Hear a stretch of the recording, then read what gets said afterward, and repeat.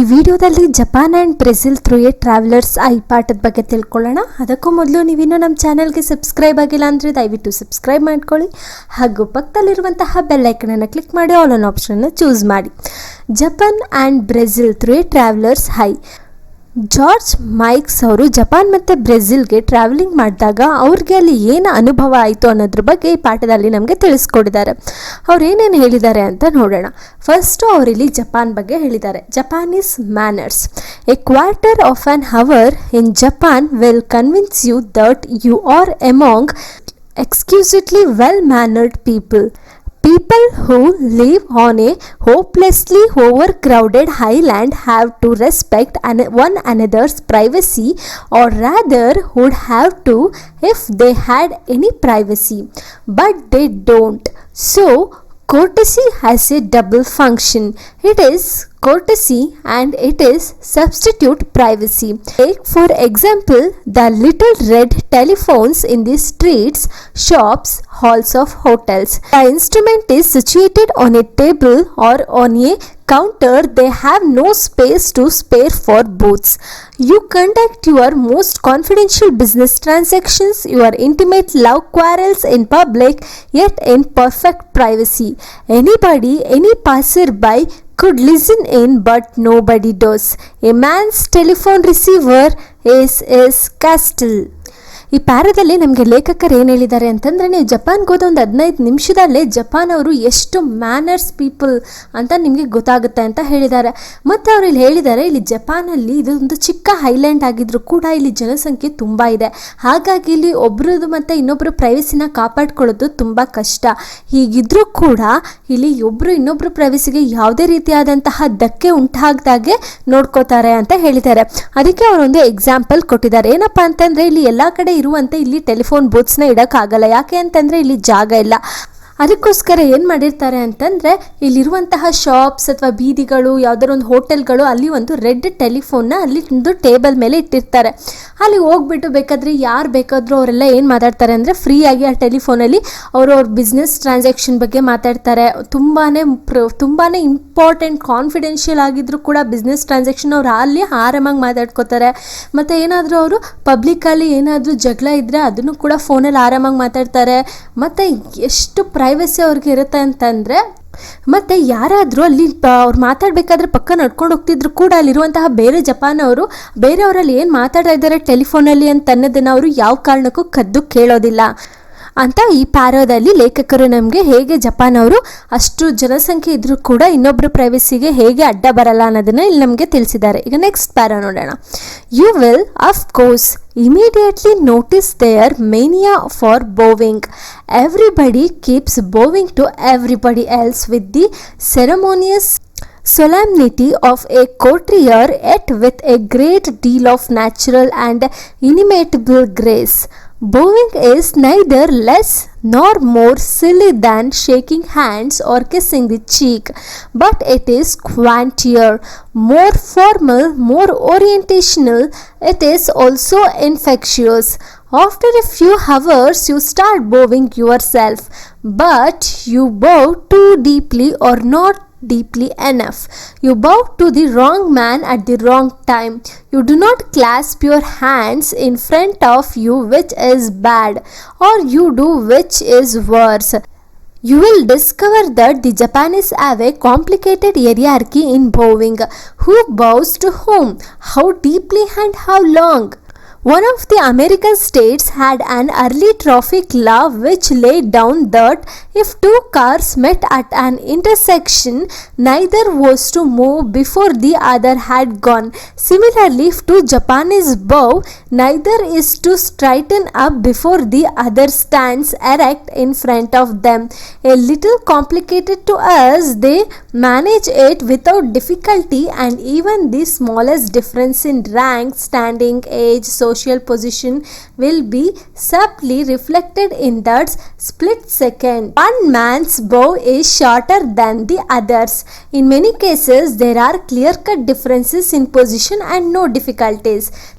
ಇಲ್ಲಿ ನಮಗೆ ಲೇಖಕರು ಏನು ಹೇಳ್ತಾ ಇದ್ದಾರೆ ಈ ಪ್ಯಾರಾದಲ್ಲಿ ಅಂತಂತಂದರೆ, ನೀವೇನಾದರೂ ಈ ಜಪಾನ್ಗೆ ಹೋದರೆ ಅಫ್ಕೋರ್ಸ್ ನೀವೇನು ನೋಡ್ತೀರಾ, ಅಲ್ಲಿ ಒಂದು ಕಾಮನ್ ಥಿಂಗು, ಇನ್ನೊಬ್ಬರಿಗೆ ನಾವು ಹೇಗೆ ಕೈ ಜೋಡಿಸಿ ನಮಸ್ಕಾರ ಮಾಡ್ತೀವೋ ಅಥವಾ ಒಬ್ಬನನ್ನು ಬೇರೆ ಕಡೆ ಹೇಗೆ ಹಗ್ ಮಾಡಿ ಅವ್ರ ಚೀಕಿಗೆ ಕಿಸ್ ಮಾಡೋದ್ರ ಮುಖಾಂತರ ಹೇಗೆ ಗ್ರೀಟಿಂಗ್ ಮಾಡ್ತಾರೋ ಹಾಗೆ ಜಪಾನಲ್ಲಿ ಕೂಡ ಇನ್ನೊಬ್ಬರನ್ನ ಗ್ರೀಟಿಂಗ್ ಮಾಡಬೇಕು ಅಂದರೆ ಅವ್ರ ಬಗ್ಗೆ ಅವ್ರ ತಲೆಯನ್ನು ಬಗ್ಗಿಸಿ ಅವರು ಗ್ರೀಟಿಂಗ್ ಮಾಡಿ, ಈ ರೀತಿ ಅವರು ತಲೆಯನ್ನು ಬಗ್ಗಿಸಿ ಈ ಥರ ಇನ್ನೊಬ್ಬರಿಗೆ ನಮಸ್ತೆ ಮಾಡೋದ್ರಲ್ಲೂ ಕೂಡ ಇಷ್ಟೇ ಬಗ್ಬೇಕು ಅನ್ನೋದು ಅವರಲ್ಲಿ ಇದೆಯಂತೆ. ಫಾರ್ಮಲ್ ಆಗಿ ಇಷ್ಟೇ ಓರಿಯೆಂಟೇಷನಲ್ ಬಗ್ಬೇಕು, ಹೀಗೆ ಬಗ್ಬೇಕು, ಇವ್ರಿಗೆ ಹೀಗೆ ಬಗ್ಬೇಕು ಅಂತ ಕೂಡ ಇದೆಯಂತೆ. ನೀವು ಅಲ್ಲಿಗೆ ಹೋಗಿರುವಂತಹ ಒಂದು ಕೆಲವೊಂದು ಹವರ್ಸಲ್ಲೇ ನೀವು ಕೂಡ ಇದೇ ಥರ ಬಗ್ಗೋದಕ್ಕೆ ಶುರು ಮಾಡಿಬಿಡ್ತೀರಾ, ಎಲ್ಲರಿಗೂ ಬಗ್ಗೆ ನಮಸ್ಕಾರ ಮಾಡೋದಕ್ಕೆ ಶುರು ಮಾಡ್ತೀರಾ ಅಂತ ಇಲ್ಲಿ ನಮ್ಗೆ ಲೇಖಕರು ಹೇಳ್ತಾರೆ. ಮತ್ತು ಇಲ್ಲಿ ಲೇಖಕರು ಏನು ಹೇಳ್ತಾರೆ ಅಂತಂತಂದರೆ, ನೀವೇನಾದರೂ ಆ ಥರ ಇನ್ನೊಬ್ಬರು ಗ್ರೀಟಿಂಗ್ ಮಾಡೋದಕ್ಕೆ ಜಪಾನಲ್ಲಿ ಈ ಥರ ಬಗ್ಗೋದಕ್ಕೆ ಶುರು ಮಾಡಿದ್ರೆ ನೀವು ತುಂಬ ಡೀಪಾಗಿ ಬಗ್ಬಿಡ್ಬೋದು. ಅದು ನೀವು ಡೀಪಾಗಿ ಬಗ್ಗದೇ ಇರ್ಬೋದು, ನೀವು ಬೇರೆ ರಾಂಗ್ ಪರ್ಸನ್ಗೆ ರಾಂಗ್ ಟೈಮಲ್ಲಿ ನೀವು ಅವರಿಗೆ ನಿಮ್ಮ ತಲೆಯನ್ನು ತೆಗೆಸಿ ಬಗ್ಬೋದು, ನಿಮಗೆ ತುಂಬ ಕಷ್ಟ ಆಗುತ್ತೆ. ಇದು ತುಂಬಾ ಕಾಂಪ್ಲಿಕೇಟೆಡ್ ಜಪಾನೀಸ್ದು ಯಾವ ರೀತಿ ಬಗ್ಬೇಕು ಅಂತನ್ನೋದನ್ನು ಇಲ್ಲಿ ಹೇಳಿದ್ದಾರೆ. ಮತ್ತು ಜಪಾನ್ ಅವ್ರಿಗೆ ಮಾತ್ರ ಗೊತ್ತಿರುತ್ತೆ ಯಾರಿಗೆ ಯಾವಾಗ ಎಷ್ಟು ಬಗ್ಗೆ ನಮಸ್ಕಾರ ಮಾಡಬೇಕು ಅನ್ನೋದನ್ನ ಅಂತ ಲೇಖಕರು ಹೇಳ್ತಾ ಇದ್ದಾರೆ.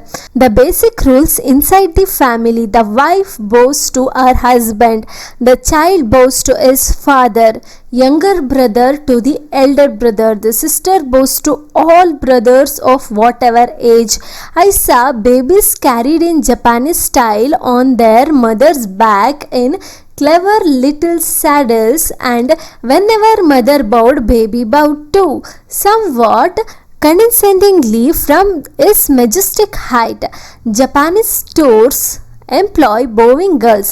Japanese stores employ bowing girls who stand at the top of escalators and whose only duty is to bow deeply and deferentially to all and sundry. ಇಲ್ಲಿ ಏನಂತ ಹೇಳ್ತಾ ಇದ್ದಾರೆ ಅಂತಂದರೆ, ಒಂದು ಜಪಾನೀಸ್ ಫ್ಯಾಮಿಲಿಯಲ್ಲಿ ಒಂದು ಬೇಸಿಕ್ ರೂಲ್ಸ್ ಯಾವ ರೀತಿ ಇರುತ್ತೆ ಅಂತಂದರೆ, ಹೆಂಡತಿ ತನ್ನ ಗಂಡನ ಮುಂದೆ ಬಗ್ಗಿ ನಮಸ್ಕಾರ ಮಾಡಬೇಕಾಗಿರುತ್ತೆ, ಗ್ರೀಟಿಂಗ್ ಮಾಡಬೇಕಂದ್ರೆ ಅವ್ರು ಬಗ್ಬೇಕಾಗಿರುತ್ತೆ. ಒಂದು ಮಗು ಅವ್ರ ಫಾದರ್ ಮುಂದೆ ಬೌ ಮಾಡಬೇಕಾಗಿರುತ್ತೆ ಅಂದರೆ ಬಗ್ಬೇಕಾಗಿರುತ್ತೆ. ಮತ್ತು ಯಂಗರ್ ಬ್ರದರ್ ಅಂದರೆ ಚಿಕ್ಕ ತಮ್ಮ ಯಾರಿರ್ತಾರೆ ಅವನು ದೊಡ್ಡ ಅಣ್ಣನಿಗೆ ಬಗ್ಬೇಕಾಗಿರುತ್ತೆ. ಮತ್ತು ಯಾರು ಆ ಮನೆಯಲ್ಲಿ ಹೆಣ್ಮಗು ಇರುತ್ತೆ ಆ ಮಗು ಎಲ್ಲ ಅಣ್ಣ ತಮ್ಮ ಯಾರೇ ಇದ್ರೂ ಕೂಡ ಅವ್ರ ಏಜ್ ಯಾವುದು ಅಂತ ನೋಡ್ದೇ ಎಲ್ಲ ಅಣ್ಣ ತಮ್ಮಂದಿರಿಗೂ ಕೂಡ ಬಗ್ಗೆ ಗ್ರೀಟಿಂಗ್ ಮಾಡಬೇಕಾಗಿರುತ್ತೆ. ಮತ್ತು ಲೇಖಕರು ಹೇಳ್ತಾರೆ, ನಾನು ಒಂದು ಬೇಬಿನ ನೋಡಿದೆ, ಅದು ಒಬ್ಬರು ಜಪಾನೀಸ್ ವುಮ್ಯಾನು ಅವರು ಹಿಂದುಗಡೆ ಬೆನ್ನಿಗೆ ಮಗುವನ್ನು ಕಟ್ಕೊಂಡಿದ್ರು, ಅವರ ಬಗ್ಗೆ ನಮಸ್ಕಾರ ಮಾಡಬೇಕಾದ್ರೆ ಆ ಮಗುನೂ ಕೂಡ ಬಗ್ತಾಯಿತ್ತು ಅಂತ ಹೇಳ್ತಾರೆ. ಮತ್ತು ಲೇಖಕರು ಹೇಳ್ತಾರೆ, ಅವರು ಒಂದ್ಸಲ ಅವರು ಹಾಗೇನೆ ಜಪಾನೀಸ್ ಸ್ಟೋರ್ಗೆ ಹೋದಾಗ ಜಪಾನೀಸ್ ಸ್ಟೋರಲ್ಲಿ ಏನು ಮಾಡಿರ್ತಾರೆ ಅಂತಂದರೆ, ಈ ಥರ ಬಗ್ಗೆ ನಮಸ್ಕಾರ ಮಾಡೋದಕ್ಕೇ ಅಲ್ಲಿ ಎಸ್ಕಲೇಟರ್ಸ್ನ ಮೇಲೆ ಗರ್ಲ್ಸನ್ನು ಅವರು ಹೈರ್ ಮಾಡ್ಕೊಂಡಿರ್ತಾರೆ. ಅವ್ರದ್ದು ಕೆಲಸ ಏನಾಗಿರುತ್ತೆ ಅಂತಂದರೆ, ಬಂದವ್ರಿಗೆಲ್ಲರಿಗೂ ಕೂಡ ಬಗ್ಗೆ ತುಂಬ ಡೀಪಾಗಿ ಬಗ್ಗೆ ಅವ್ರಿಗೆಲ್ಲರಿಗೂ ಕೂಡ ನಮಸ್ಕಾರ ಮಾಡೋದು ಅವ್ರ ಕೆಲಸ ಆಗಿರುತ್ತೆ ಅಂತ ಹೇಳ್ತಾ ಇದ್ದಾರೆ. ಈಗ ನೆಕ್ಸ್ಟ್ ಪ್ಯಾರಾ ನೋಡೋಣ. On the famous and fast Tokyodo line between Tokyo and Osaka, two conductors enter the carriage in a slightly theatrical sense. They march to the middle of the coach, bow ceremoniously in both directions, and then start checking the tickets. In one of the parts of Nara, I met a deer. I brought a pack of food for him. He came up to me, looked into my house, and bowed deeply. It was no chance gesture. It was a proper and courageous bow. Perhaps deer are more imitative than I knew. Perhaps if they see people bowing all the time, they get into the habit too. Perhaps it is something genetic and is in the blood of the Japanese deer. ಮತ್ತು ಲೇಖಕರು ಏನು ಹೇಳ್ತಾರೆ ಅಂತಂದರೆ, Tokyo ಮತ್ತು Osaka ಅನ್ನುವಂತಹ ಪ್ಲೇಸ್ನ ನಡುವೆ ಇರುವಂತಹ ಒಂದು ಟೋಕಿಯೋಡೋ ಅನ್ನುವಂತಹ ಲೈನ್ನ ನಡುವೆ ಇಬ್ಬರು ಕಂಡಕ್ಟರ್ಸು ಕ್ಯಾರಿಯೇಜ್ಗೆ ಬಂದು ಅವರು ಏನು ಮಾಡ್ತಾರೆ ಅಂತಂತಂದರೆ, ಇಬ್ಬರು ಮಾರ್ಚ್ ಥರ ಅಂತಂತಂದರೆ ಮಾಸ್ ಪಾಸ್ ಥರ ನಡ್ಕೊಂಡು ಬಂದು ಮಧ್ಯ ಕೋಚಲ್ಲಿ ನಿಂತ್ಕೊಂಡು ಅಲ್ಲಿ ಇಬ್ಬರು ಕೂಡ ಎರಡು ಡೈರೆಕ್ಷನಲ್ಲೂ ಬೌ ಅಂತಂದರೆ ಇಬ್ಬರು ಕೂಡ ಬಗ್ಗೆ ಎಲ್ಲರಿಗೂ ನಮಸ್ಕಾರ ಮಾಡಿ ಆಮೇಲೆ ಎಲ್ಲರ ಹತ್ರ ಟಿಕೆಟನ್ನು ಚೆಕ್ ಮಾಡೋದಕ್ಕೆ ಸ್ಟಾರ್ಟ್ ಮಾಡ್ತಾರೆ ಅಂತ ಹೇಳ್ತಾರೆ. ಮತ್ತು ಲೇಖಕರು ಏನು ಹೇಳ್ತಾರೆ, ನಾರಾ ಅನ್ನುವಂತಹ ಒಂದು ಪ್ರದೇಶದಲ್ಲಿ ಅವರು ಒಂದು ಜಿಂಕೆಯನ್ನು ಮೀಟ್ ಮಾಡ್ತಾರಂತೆ. ಅವ್ರು ಏನು ಮಾಡಿರ್ತಾರೆ, ಜಿಂಕೆಗೋಸ್ಕರ ಒಂದು ಫುಡ್ ಪ್ಯಾಕನ್ನು ಅವರು ತೊಗೊಂಡೋಗಿರ್ತಾರೆ. ಆ ಫುಡ್ಡನ್ನು ನೋಡಿಬಿಟ್ಟು ಜಿಂಕೆ ಏನು ಮಾಡ್ತಂತೆ ಅಂತಂದರೆ, ಲೇಖಕರ ಹತ್ರ ಬಂದು ಅವ್ರ ಕಣ್ಣನ್ನೇ ನೋಡಿ ಅವರಿಗೆ ತುಂಬ ಡೀಪಾಗಿ ಅವ್ರಿಗೆ ಬಗ್ಗೆ ನಮಸ್ಕಾರ ಮಾಡ್ತಂತೆ. ಅವರು ಹೇಳ್ತಾರೆ ಜಿಂಕೆ ಬಗ್ಗೆ ಅದು ತುಂಬ ಪ್ರಾಪರ್ ಗೆಸ್ಚರ್ ಆಗಿತ್ತು ಮತ್ತು ಅದು ತುಂಬ ತುಂಬಾ ಆ್ಯಕ್ಯುರೇಟಾಗಿ ಅದು ಸೇಮ್ ಜಪಾನೀಸ್ ಯಾವ ರೀತಿ ಬಗ್ಗಿ ನಮಸ್ಕಾರ ಮಾಡ್ತಾರೋ ಅದೇ ರೀತಿ ಮಾಡ್ತು ಅಂತ ಹೇಳ್ತಾರೆ. ಮತ್ತು ಅವ್ರು ಹೇಳ್ತಾರೆ ಮೇ ಬಿ ಇದು ಇಲ್ಲಿ ನೋಡಿ ಜನರುಗಳು ಬೌ ಮಾಡೋದನ್ನ ನೋಡಿ ಅದು ಕೂಡ ಇಮಿಟೇಟ್ ಮಾಡೋದಕ್ಕೆ ಶುರು ಮಾಡಿಬಿಟ್ಟಿದೆ, ಅದಕ್ಕೂ ಕೂಡ ಅದು ಒಂದು ಹ್ಯಾಬಿಟ್ ಆಗೋಗಿದೆ ಜಿಂಕೆಗೆ ಅಂತ ಅವರು ಲೇಖಕರು ನಮಗೆ ಹೇಳ್ತಾರೆ. ಮತ್ತು ಲೇಖಕರು ಹೇಳ್ತಾರೆ ಈ ರೀತಿ ಬೌ ಮಾಡಿ ನಮಸ್ಕಾರ ಮಾಡೋದು ಅಂತಂದರೆ ಬಗ್ಗೆ ನಮಸ್ಕಾರ ಮಾಡೋದು ಜಪಾನದವ್ರಿಗೆ ಜೆನೆಟಿಕ್ ಅಂದರೆ ಜೀನಲ್ಲೇ ಬಂದ್ಬಿಟ್ಟಿದೆ, ಬ್ಲಡ್ಡಲ್ಲೇ ಬಂದ್ಬಿಟ್ಟಿದೆ. ಹಾಗೆ ಅದೇ ಥರ ಈ ಜಪಾನೀಸ್ ಡೀರಲ್ಲೂ ಕೂಡ ರಕ್ತದಲ್ಲೇ ಈ ಥರ ನಮಸ್ಕಾರ ಮಾಡುವಂತಹ ಚಾಳಿ ಬಂದಿರಬೇಕು ಅಂತ ಲೇಖಕರು ನಮಗೆ ಹೇಳ್ತಾರೆ. ಈಗ ನೆಕ್ಸ್ಟ್ ಲೈನ್ ನೋಡೋಣ. I do not know, but I do know that the deer bowed to me, then jumped at me and snatched the little food bag from my hand. ಇಲ್ಲಿ ಲೇಖಕರು ಹೇಳ್ತಾರೆ ಜಪಾನೀಸ್ ಡೀರ್ಗೆ ಬಗ್ಗುವಂಥ ಚಾಳಿ ಬ್ಲಡ್ಡಲ್ಲೇ ಬಂದಿರಬೇಕು ನನಗೆ ಗೊತ್ತಿಲ್ಲ ಅಂತ ಹೇಳ್ದಂಥ ಲೇಖಕರು ಮತ್ತೆ ಕಂಟಿನ್ಯೂ ಮಾಡ್ತಾರೆ.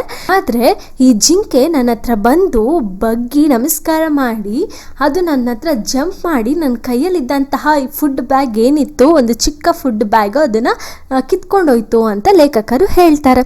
ಈಗ ನೆಕ್ಸ್ಟ್ ಪ್ಯಾರಾ ನೋಡೋಣ. In this two the Deere was A true Japanese. ಇದರ ಲೇಖಕರು ಹೇಳ್ತಾ ಇದ್ದಾರೆ ಇದರಿಂದ ಗೊತ್ತಾಗುತ್ತೆ ಈ ಜಿಂಕೆನೂ ಕೂಡ ನಿಜವಾದ ಜಪಾನೀಸೆ ಅಂತ ಹೇಳ್ತಾರೆ. ಈಗ ನೆಕ್ಸ್ಟ್ ನೋಡೋಣ. You can often see people bowing to each other with ceremonious serenity at bus stops.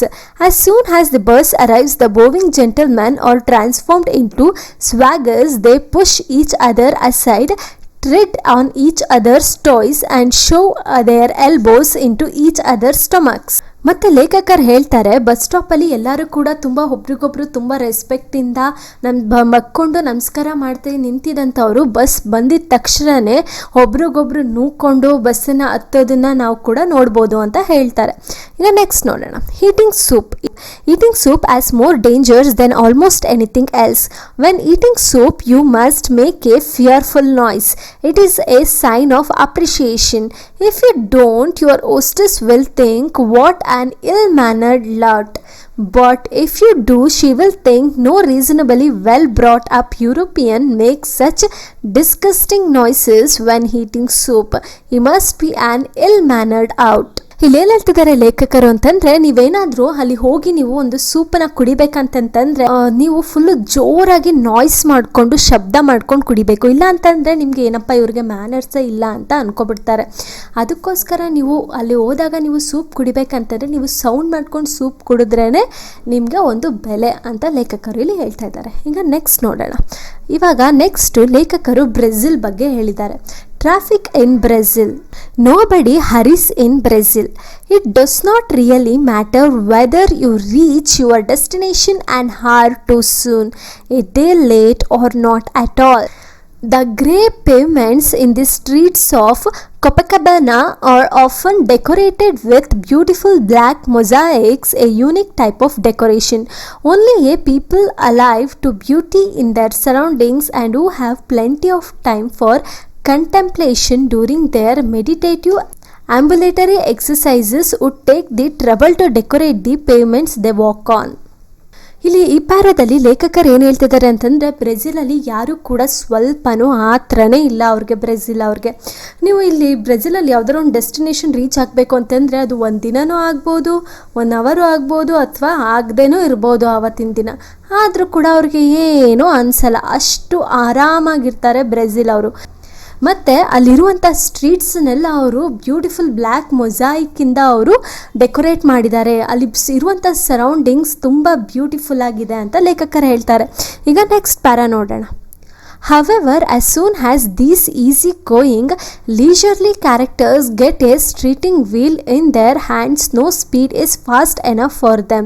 You would then be inclined to believe that gaining a 1/10 of a second is a matter of grave importance for all of them all the time. ಇಲ್ಲಿ ಏನಂತ ಹೇಳ್ತಿದ್ದಾರೆ ಅಂತಂದ್ರೆ ಈ Brazil ಅವರು ಎಷ್ಟು ಈಸಿಯಾಗಿ ಆರಾಮಾಗಿ care ಮಾಡದೆ ಎಷ್ಟು ಸ್ಲೋ ಆಗಿರ್ತಾರೋ ಹಾಗೆ ಇವ್ರ ಕೈಗೆ ಏನಾದರೂ ಕಾರ್ ಬಂದರೆ ಇವ್ರ ಸ್ಪೀಡ್ಗೆ ಯಾರು ಕೂಡ ಬ್ರೇಕ್ ಹಾಕೋದಕ್ಕೆ ಆಗಲ್ಲ ಅಂತ ಹೇಳ್ತಾ ಇದ್ದಾರೆ. ಈಗ ನೆಕ್ಸ್ಟ್ ಪ್ಯಾರಾ ನೋಡೋಣ. Motor cars are extremely expensive in Brazil. Import duties being crippling and Motor cars are extremely expensive in Brazil, import duties being crippling and murderous. Only a few other poorer South American states are in a worse position in this respect. Complaints are universal. Hardly anyone can afford a car. Yet this only means that the number of motor vehicles is growing by leaps and bounds, almost as if cars were distributed free of charge to all and sundry. Thus, the pedestrian's life is becoming more hazardous every day. ಪ್ಯಾರಾದಲ್ಲಿ ಲೇಖಕರು ಏನು ಹೇಳ್ತಾ ಇದ್ದಾರೆ ಅಂತಂತಂದರೆ, ಬ್ರೆಜಿಲಲ್ಲಿ motor cars ತುಂಬಾ expenses ಆಗಿರುತ್ತೆ. ಯಾಕೆ ಅಂತಂದರೆ motor ಕಾರ್ಸಿಗೆ ಬೇಕಾಗಿರುವಂಥದ್ದು ಎಲ್ಲನೂ ಕೂಡ ನಾವು ಇಂಪೋರ್ಟ್ ಮಾಡ್ಕೋಬೇಕಂತಂದರೆ ತುಂಬಾ ಜಾಸ್ತಿ ಹೈಯರ್ ಟ್ಯಾಕ್ಸ್ ಇರುತ್ತೆ. ಹಾಗಾಗಿ ಇಲ್ಲಿ ತುಂಬಾ ಹೆವಿ ಕಾಸ್ಟ್ ಇರುತ್ತೆ ಮೋಟಾರ್ ಕಾರ್ಸು. ಮತ್ತು ಅವ್ರು ಹೇಳ್ತಾ ಇದ್ದಾರೆ ಈ ಥರ ಸ್ಥಿತಿ ಕೆಲವೊಂದು ಪೂರರ್ ಕಂಟ್ರೀಸಲ್ಲಿ ಮಾತ್ರ ಇದೆ. ಫಾರ್ ಎಕ್ಸಾಂಪಲ್ ಸೌತ್ ಅಮೆರಿಕನ್ ಸ್ಟೇಟ್ಸಲ್ಲಿ ಈ ಥರ ಇದಕ್ಕಿಂತ ಜಾಸ್ತಿ ವರ್ಸ್ಟ್ ಪೊಸಿಷನ್ ಇದೆ ಅಂತ ಹೇಳ್ತಾ ಇದ್ದಾರೆ. ಮತ್ತು ಲೇಖಕರು ಹೇಳ್ತಾರೆ ಇಲ್ಲಿ ಕಾರ್ ತಗೊಳ್ಳೋದಕ್ಕೆ ಅಷ್ಟೊಂದು ಕಷ್ಟ ಆಗಿದ್ರೂ ಕೂಡ ದಿನದಿಂದ ದಿನಕ್ಕೆ ಇಲ್ಲಿ ರಸ್ತೆ ಮೇಲೆ ಈ ಕಾರ್ಗಳ ಸಂಖ್ಯೆ ಹೆಚ್ಚಾಗ್ತಾನೆ ಇದೆ. ಹೇಗಪ್ಪ ಅಂತಂದರೆ ಯಾರೋ ಒಬ್ಬರು ಫ್ರೀಯಾಗಿ ಕಾರ್ಗಳನ್ನ ದಾನ ಮಾಡ್ತಾ ಇರೋ ರೀತಿ ಇಲ್ಲಿ ಕಾರ್ಗಳ ಸಂಖ್ಯೆ ಹೆಚ್ಚಾಗ್ತಿದೆ ಅಂತ ಲೇಖಕರು ಇಲ್ಲಿ ನಮಗೆ ಹೇಳ್ತಾರೆ. ಮತ್ತು ಇದರಿಂದಾಗಿ ಏನಾಗ್ತಿದೆ ಅಂತಂದರೆ ನಡೆದಾಡುವಂಥವ್ರಿಗೆ ತುಂಬಾ ಪ್ರಾಬ್ಲಮ್ ಆಗ್ತಿದೆ ಅಂತ ಹೇಳಿದ್ದಾರೆ. ಮತ್ತು ನೆಕ್ಸ್ಟ್ ಪ್ಯಾರಾ ನೋಡೋಣ. It is not the drivers do not care about pedestrians, the trouble is that they do care about them. They are in fact on the lookout for them. As soon as a driver notices a pedestrian step off the pavement, he regards him as a fair game. He takes aim and accelerates. The pedestrians has to jump, leap and run for dear life. He does not resent this in the least. Driver and pedestrian, hunter and prey smile ambitiously at each other. I win today, you will win tomorrow. Fair enough. ಪ್ಯಾರಾದಲ್ಲಿ ಲೇಖಕರು ಏನು ಹೇಳ್ತಾರೆ ಅಂತಂದ್ರೆ, car drivers ಏನಿರ್ತಾರೆ ಅವರು ಪೆಡಿಸ್ಟ್ರಿಯನ್ಸ್ ಅಥವಾ ಪಾದಚಾರಿಗಳು ಏನಿರ್ತಾರೆ ಅವರು road cross ಮಾಡೋದಕ್ಕೆ ಅಥವಾ ರೋಡ್ ಮೇಲೆ ಹೀಗೆ ಕಾಲಿಟ್ರೆ ಸಾಕು, ಅವರು ಸಡನ್ ಆಗಿ ಅದನ್ನೇ ನೋಡ್ಕೊಂಡಿದ್ದು ಕಾರ್ ಡ್ರೈವರ್ಸ್ ಏನು ಮಾಡ್ತಾರೆ, ಆಕ್ಸಿಲರೇಟ್ ಕೊಟ್ಟು ತುಂಬ ಫಾಸ್ಟಾಗಿ ಅವ್ರ ಮುಂದೆ ಬಂದು ಒಂದು ಗೇಮ್ ರೀತಿ ಅವರನ್ನು ಆಟ ಆಡಿಸ್ತಾರೆ. ಆಗ ಏನು ಮಾಡಬೇಕಾಗಿರುತ್ತೆ ಪಾಪ ಪಾದಚಾರಿ ಅಂತಂತಂದರೆ ಅವ್ನ ಜೀವಕ್ಕೋಸ್ಕರ ಅವನು ಜಂಪ್ ಮಾಡಬೇಕು, ಓಡಬೇಕಾಗಿರುತ್ತೆ. ಹೀಗಾದ್ಮೇಲೆ ಕೊನೆಗೆ ಏನು ಮಾಡ್ತಾರೆ ಅಂತಂದರೆ ಡ್ರೈವರು ಮತ್ತು ಪೆಡಿಸ್ಟ್ರಿಯನ್ ಇಬ್ಬರು ಕೂಡ ನಿಲ್ಲಿಸ್ಬಿಟ್ಟು ಇಬ್ಬರು ಕೂಡ ಒಬ್ರನ್ನೊಬ್ರು ನೋಡಿ ಸ್ಮೈಲ್ ಮಾಡಿಬಿಟ್ಟು ಸುಮ್ಮನೆ ಹೊರಟೋಗ್ಬಿಡ್ತಾರೆ ಅಂತ ಇಲ್ಲಿ ಲೇಖಕರು ಹೇಳಿದ್ದಾರೆ. ಈಗ ನೆಕ್ಸ್ಟ್ ಪ್ಯಾರಾ ನೋಡೋಣ. The war between drivers themselves is murderous but good tempered. They cut in, they overtake on both sides, they force you to brake violently and commit all the most heinous crimes of the road and 20 times every hour, but they smile at you at the same time. There is no anger, no hostility, no mad hooting. ಲೇಖಕರು ನಮಗಿಲ್ಲಿ ಮತ್ತೆ ಇನ್ನೊಂದು incident ಹೇಳಿದ್ದಾರೆ ಬ್ರೆಜಿಲಲ್ಲಿ. ಅದೇನಪ್ಪ ಅಂತಂದರೆ ಇಬ್ಬರು drivers ಮಧ್ಯ ಅವರು ಹೇಗೆ ಒಬ್ರಿಗೊಬ್ರು ಚೇಸ್ ಮಾಡಿಕೊಂಡು ಒಬ್ರಿಗೊಬ್ರು ಗುದ್ದಾಡ್ಕೊಂಡು ಓವರ್ಟೇಕ್ ಮಾಡ್ಕೊಂಡು ಹೇಗೆ ಹೋಗ್ತಿರ್ತಾರೆ ಅಂತಂತಂದರೆ ಫುಲ್ ಸ್ಪೀಡಲ್ಲಿ ಹೋಗ್ತಾ ಇರ್ತಾರೆ. ಏನು ಅಪಾಯ ಬೇಕಾದರೂ ಸಂಭವಿಸಬಹುದಾಗಿರುತ್ತೆ, ಆ ರೇಂಜ್ಗೆ ಹೋಗ್ತಾ ಇರ್ತಾರೆ. ಬಟ್ ಅವರು ಕೊನೆಯಲ್ಲಿ ಏನು ಮಾಡ್ತಾರೆ, ಒಬ್ರನ್ನೊಬ್ರು ನೋಡಿ ಸ್ಮೈಲ್ ಮಾಡ್ತಾರೆ. ಇನ್ನೊಬ್ಬರ ಮೇಲೆ ಒಬ್ರಿಗೆ ಯಾವುದೇ ರೀತಿ ಕೋಪ ಇಲ್ವೇನೋ ಏನೋ ಸುಮ್ಮನೆ ಆರಾಮಾಗಿದ್ದಾರೇನೋ ಅನ್ನೋ ಥರ ಒಬ್ರನ್ನೊಬ್ರು ಸ್ಮೈಲ್ ಮಾಡಿ ನೋಡ್ಬಿಟ್ಟು ಹೊರಟೋಗ್ತಾರೆ ಅಂತ ಇಲ್ಲಿ ಹೇಳಿದ್ದಾರೆ. ಈಗ ನೆಕ್ಸ್ಟ್ ಪ್ಯಾರಾ ನೋಡೋಣ. The Avenida Presidente Vargas is the worst place of all. You stand there trying to cross the road and contemplating the truly fascinating problem. How can crawling traffic proceed at such terrifying speed as hour after hour passes without a ray of hope of an auspicious crossing? You may witness a scene something like this. A man on your side of the Avenida Vargas suddenly catches sight of a friend of his on the other and starts waving to him, at the same time looking completely mystified. How on earth did you get over there? He shouts across, trying to make himself heard above the traffic.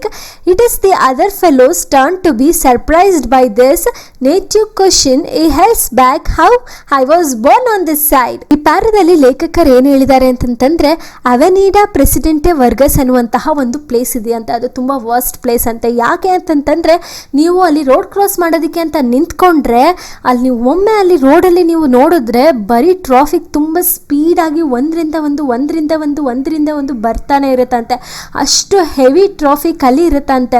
ಒಂದ್ಸಲ ಹೀಗೆ road cross ಮಾಡೋಕ್ಕೆ ಅಂತ ನಿಂತಿದ್ದಂಥ ಒಬ್ಬನಿಗೆ ಅವನ ಫ್ರೆಂಡನ್ನ ಆ ಕಡೆ road side ಇದ್ದವನನ್ನು ನೋಡ್ತಾನಂತೆ.